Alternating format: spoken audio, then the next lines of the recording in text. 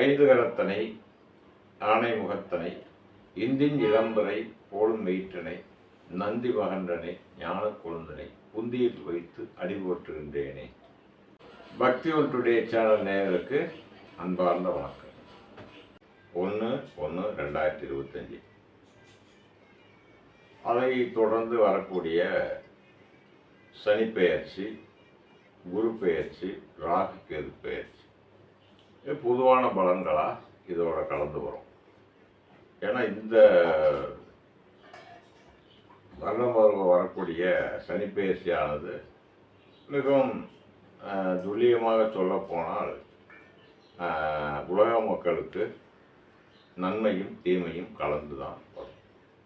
அதே மாதிரி குரு பெயர்ச்சியும் அப்படித்தான் கலந்து வரும். ராகு கேது பெயர்ச்சியும் எப்படித்தான் வரும். ராகு கேது பெயர்ச்சியை விட மற்ற கிரகமான சிறு கிரகங்கள் அதில் செவ்வாயுடைய பங்கு ரொம்ப முக்கியம். ஏன்னா செவ்வாய் கிட்டத்தட்ட 3/4 வருடம் நீச பலனை தருகிறார். அப்போது இந்த 2025 பார்த்தீங்கன்னா முதல்ல நல்ல விஷயங்களை பேசுவோம். நல்ல பலன்கள் அப்படின்னா மருத்துவத்துறை மிகவும் சிறப்பாக இருக்கும். புதிய கண்டுபிடிப்புகள், அதன் மூலம் மக்களுக்கு நல்ல மருத்துவம் கிடைக்கும். மருத்துவ முன்னேற்றம், மருத்துவர்களுடைய முன்னேற்றம் இதெல்லாம் நல்லா இருக்கும். அப்புறம் பார்த்தீங்கன்னா ஆன்மீகத்துறை சிறப்பாக இருக்கும். பொதுவாக ஆன்மீகத்துறை சிறப்பாக இருக்கும். என்ன காரணம் இருக்குன்னா, குரு தன்னுடைய வீட்டில் இருந்து தொடர்ந்து மேஷம், ரிஷபம், மிதுனத்துக்கு போகிறார். அது ஆன்மீகத்துறைக்கு ரொம்ப சிறப்பாக இருக்கும். பொதுமக்களுக்கு நல்ல பலன்களை கொடுக்கும்.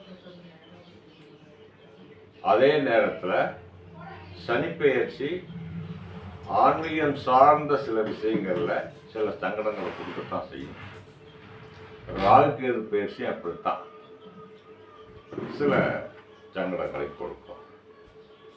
மருத்துவத்துறை முன்னேற மாதிரியே ஆன்மீகத்துறை முன்னேற மாதிரியே விஞ்ஞானத்தில் புதிய கண்டுபிடிப்புகள் மூலமாக விஞ்ஞானம் நல்லா முன்னேறும். சொல்லப்போனால் இந்த யூடியூபர்ஸுக்கு ரொம்ப சிறப்பான வருஷம். அந்த வருஷம் யூடியூபர்ஸ்க்கு ரொம்ப சிறப்பான வருஷம். என்ன காரணம்னா, சுக்கிரன் புதன் இணைந்து இந்த வருடம் பிறக்குது. அதில் புதன் அப்படின்னா வித்யாகரன் புதன், சுக்கரன் அப்படின்னா இந்த பரந்த உலகத்தில் சுக்கரனுடைய ஆதிக்கம் இல்லாமல் எந்த முன்னேற்றமும் இருக்காது. அழகான ஒரு தோற்றத்தை கொடுக்கக்கூடியது சுக்கரன். சினிமா துறையினா சுக்கரன், இயல் இசை நாடகம்னா சுக்கரன். ஆக இந்த துறையில் இருக்கவங்கலாம் ரொம்ப சிறப்பாக வருவாங்க. அவங்களுக்கு புதிய கண்டுபிடிப்புகள்லாம் கூட வரும். நல்ல முன்னேற்றம்லாம் உண்டு. அப்போது வாழ்க்கையில் நல்ல முன்னேற்றம் இவங்களுக்குலாம் உண்டு. எதிர்காலம் சிறப்பாக இருக்கிறதுக்கு ஒரு அடித்தளமாக இந்த வருஷம் விளங்குது. ஆக இப்படிலாம் இருக்குது. அதே நேரம் தேவையில்லாத கழகங்கள், பெரிய பெரிய கோயில்களில் கூட்ட நெரிசல்கள், அதன் மூலம் வரக்கூடிய மனித இழப்புகள் வரும், பேராபத்துகள் வரும். மூச்சு திணறலால், கூட்ட நெரிசலில் வரக்கூடிய மூச்சு திணறலால் சில அசம்பாவிதமாக நடக்கிறதுக்கு நிறைய வாய்ப்பு இருக்குது. நம்ம திருவண்ணாமலை மாதிரி பெரிய ஆலயங்களில் அதிக கூட்டம், இப்போ வர்ற கூட்டத்தோடு அதிகமாக வரும். மலைச்சரிவுகள், இயற்கை வழிபாடுகள், மலைச்சரிவுகள் இதெல்லாம் நடக்கும். அப்புறம் நல்ல மழை பெய்யும். அதே நேரத்தில் மழையால் மக்களுக்கு பாதிப்புகளும் அதிகமாக இருக்கும். ஆற்றுலலாம் தண்ணி பெருக்கெடுத்து வரும். அதெல்லாம் குறை சொல்ல முடியாது. ஆனால் மக்களுக்கு அதன் மூலம் குறைபாடுகள் நிறைய வரும், இழப்புகள் வரும். அரசாங்கத்தில் வந்து மேலையும் கீழையும் சில குழப்பங்கள் வரும். இந்த குழப்பங்கள் ஏன் வருது அப்படின்னா போட்டி, அதன் மூலம் வந்து அரசியல்வாதிகளுக்குள்ள மாறுபாடுகள், வேறுபாடுகள், சில கொடி ஏறுறதும் சில கொடி இறங்குறதும் நடக்கும். இது பொதுவான பலன்தான். வெளிநாட்டிலையும் அப்படித்தான். போர் தீவிரம்லாம் நிறையா இருக்கும். அதாவது இதெல்லாம் யுத்தம் கிட்டத்தட்ட வெளிநாட்டில் ரஷ்யா, அமெரிக்கா, உக்ரைன் போன்ற நாடுகளில் வந்து சில குழப்பங்கள்லாம் வரும்.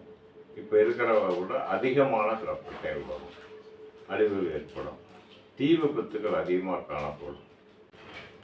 அதே மாதிரி ஷேர் மார்க்கெட்டில் வந்து தங்கம், வெள்ளி இதெல்லாம் வந்து நல்ல முதலீடு.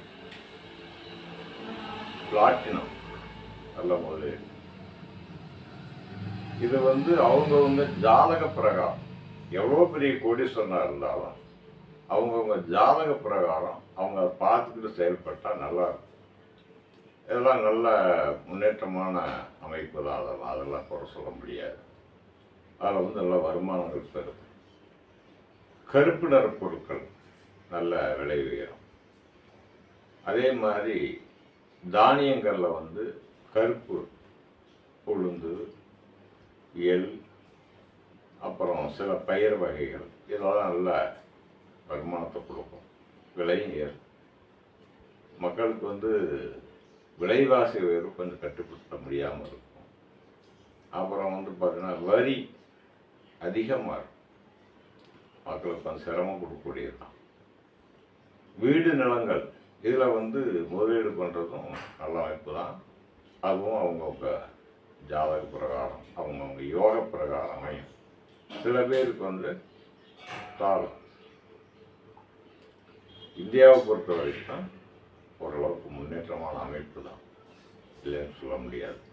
நிறைய ஒப்பந்தங்கள் கையெழுத்தாகும். அதன் மூலம் இந்த வெளிநாட்டிலேருந்து வரக்கூடிய புதிய முதலீடு மூலம் இதெல்லாம் சிறப்பாகவே நடக்கும். அது சென்சஸ் புள்ளியெல்லாம் நல்லாவே ஏறும். பிற்காலத்தில் நான் சொல்கிறது ஆகஸ்ட்டுக்கு மேலே அதெல்லாம் கொஞ்சம் தாறுமாறாக போகும், கொஞ்சம் இறங்கும், சில பிரச்சனைகள்லாம் கொடுக்கும். இது இயல்பாக பொதுவான. அதே மாதிரி தொற்று நோய்கள்லாம் கொஞ்சம் வரும். ஏன்னு கேட்டிங்கன்னா சனி பகவானும் ராகு பகவானும் இணைகிறாங்க. அது ஒரு 5-6 மாதத்துக்கு இணைஞ்சிருப்பாங்க.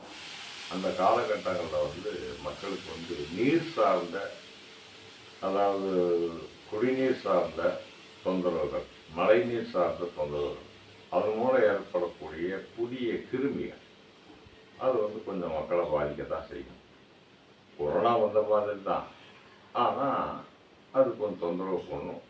புதிய நோய் பரவத்துக்கு உண்டான வாய்ப்புகள் வந்து இருக்குது. வெளிநாட்டில் தான் பரவும், இங்கே கிடையாது. அப்படி பரவும். அது மக்கள் வந்து எச்சரிக்கையாக இருக்க வேண்டியது அவசியம். அதாவது எங்கே போனாலும் அந்த மாஸ்க் மாதிரி போட்டுக்கிறோம். தன்னை பாதுகாத்துக்கிறதுக்காக எப்படி அந்த குடும்பத்தை பாதுகாத்து எப்படி பார்த்துக்கணுமோ பார்த்துக்கணும். இது இயல்பாக வந்து நடக்கிறலாம். ஆட்சி மாற்றங்களில் பெரிய மாற்றமும் ஒன்றும் கிடையாது. ஏன்னா இப்போ இருக்க இதில் வந்து பார்த்திங்கன்னா நம்ம முக்கியத்துவமான அமைச்சர்களுக்கெல்லாம் நல்லாவே இருக்கு நேரம். சில பேருக்கு வந்து கொஞ்சம் தொந்தரவு கொடுக்கும். அதில் கொஞ்சம் கூத்தெல்லாம் நடக்கும், கேள்வி கூத்தெல்லாம் நடக்கும். அந்த பதவி மாறி போகிறது பிடிக்கிறதெல்லாம் நடக்கும்.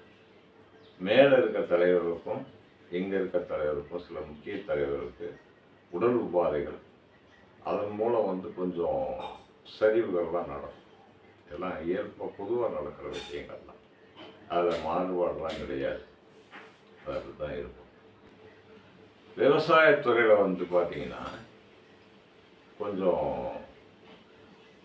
நம்ம தமிழ்நாட்டு கை கொஞ்சம் தூக்கலாக இருக்கும். அதே மாதிரி ஆந்திரா நல்லா இருக்கும். அதில் வந்து இது கிடையாது. ஆனாலும் மழை காலங்கள் வரக்கூடிய தொந்தரவுனால பயிர் அழிவுகள், அதன் மூலம் சங்கடங்கள் இது தொடரும். இது வந்து வருஷம் வருஷம் தொடரும், அதெல்லாம் மாற்றம் கிடையாது. ஏன்னா மழைநீர் சேமிப்பு, நதிநீர் சேமிப்பு இதெல்லாம் வந்து சரிவர நடக்காது. அது இயல்பாகவே இருக்கலாம். ஏன்னா அதுக்கு உண்டான வழிகள் செய்யும்போது சரியாக ஓரளவு விவசாயம் நல்லாயிருக்கும். அதில் சிறப்பாக இருக்கும்.